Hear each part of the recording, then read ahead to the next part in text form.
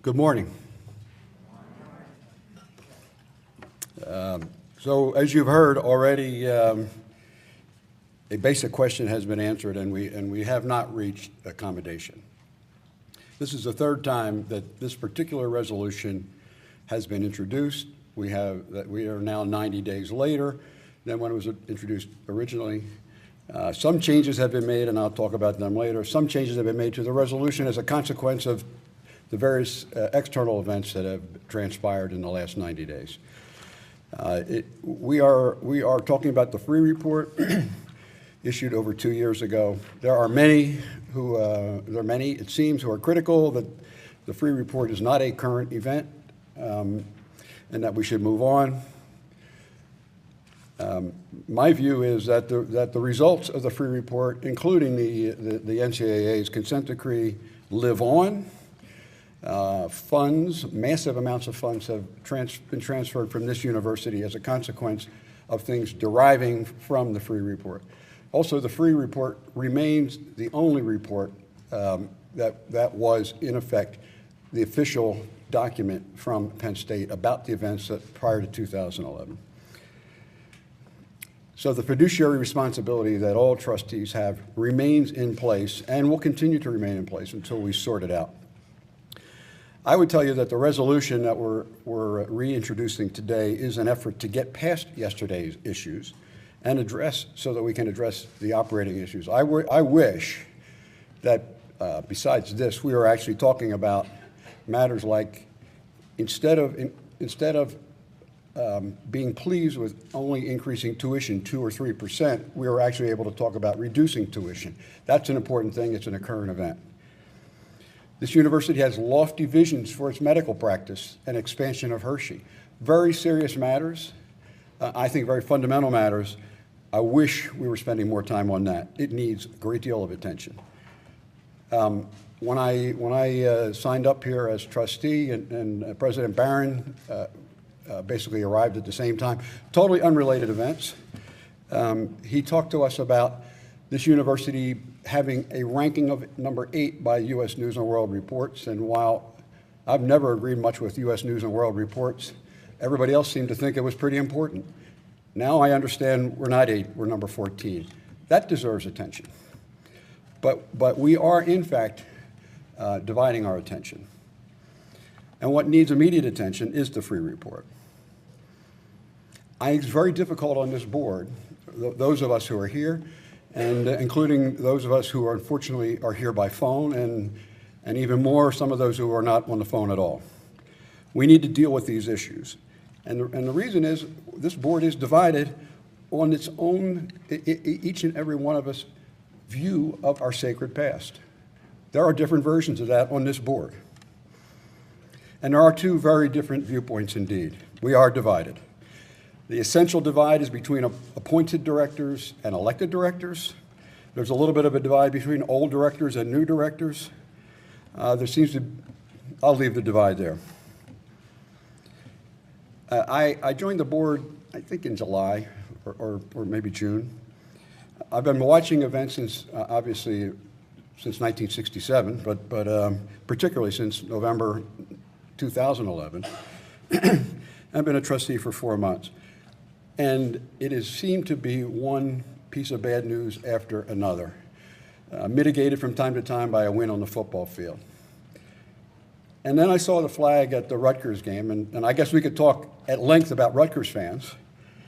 But it occurred to me, not because fans are fans, it occurred to me how far we've fallen, or other people think we've fallen, because we don't stand up for ourselves. If we don't stand up for ourselves, I don't expect Rutgers fans to do it.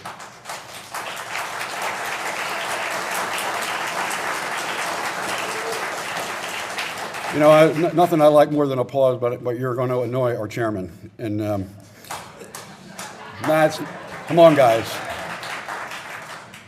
Seriously. I'm bothered. I think others are bothered and some are not, but I'm bothered by how meekly we react. In fact, we, generally speaking, don't react at all. Our attorneys suggest to us, be patient, not a strength, suck it up, maybe we deserve it. we don't deserve it. Louis Freeh, among many comments he made about this university, said that the tone at the top, well, first off, we're the top, and the president. The tone at the top, his words were completely, entirely wrong. That was in 2000. He was describing, I guess, the environment 2012 and before. It's still wrong. The tone at the top, as Louis Freeh said, and we said we took his recommendations, the tone at the top was totally wrong. There were roughly 30 board members. One of them, Graham Spanier, was fired. The rest of the top stayed in place. I will say that board candor has been hampered greatly by the numerous litigations that are transpiring. There are investigations everywhere. There are 6 hearings for every investigation. I get that. And they seem to go on forever. We have Jerry Sandusky in jail now for 2 years, and 3 defendants sitting in limbo in a criminal case. There is a notion of justice delayed, justice denied. We're not here to talk about that. There are 3 cases where the university is playing defense, and we're not even talking about additional victims showing up from time to time, where the NCAA and Louis Freeh are the defendants, and Penn State is standing right beside both of them. They are in other people's crosshairs. I understand, and I understand there are a number of people on this board who feel some exposure there. My own view is if you feel compromised, if you feel at all compromised by the various things going on in the legal world, and you're on this board and you're concerned that you can't do the right thing, or that your decisions are affected by that, and I'm not suggesting necessarily that they are, but it is certainly an element, I would suggest to you that you resign.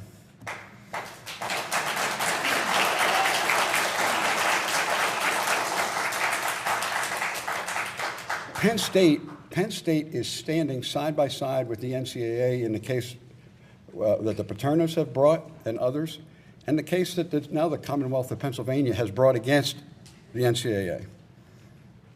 The NCAA, this is the NCAA this is a quote, said that Penn State football culture, or Penn State football, was held in higher regard than human decency.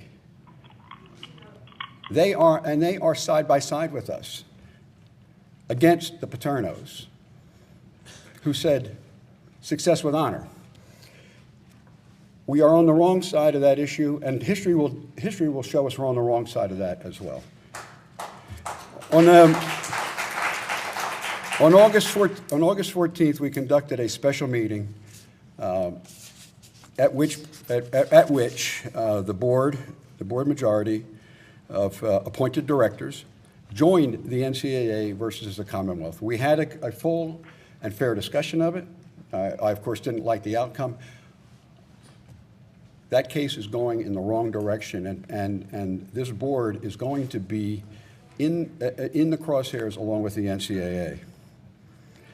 If I'm not mistaken, the NCAA has taken Penn State funds. The Commonwealth contributes funds to Pennsylvania. I don't see why we're side by side with the NCAA and with the Commonwealth.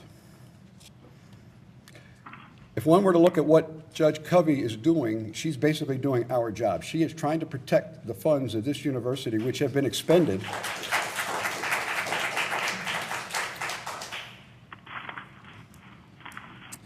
So today's resolution is actually a fair amount simpler. It is also it's also been updated, and I would say much of the commentary about the original resolution was that it sought to complete, which implied we were talking about a new Louis Freeh, God forbid. That is not what we're suggesting. The object is to appoint a committee of the board. Let's call it the Freeh Committee. Delegate authority to them. Examine the Freeh report with objectivity. Meet with Freeh to fill in the many blanks that some of us see in his report. Review the work he did and match it to his findings. We will evaluate evidence and witnesses that he chose not to examine. And these are not, this is not evidence or witnesses that he was precluded from seeing because of his failure to have subpoena authority. There are people that he just chose not to interview.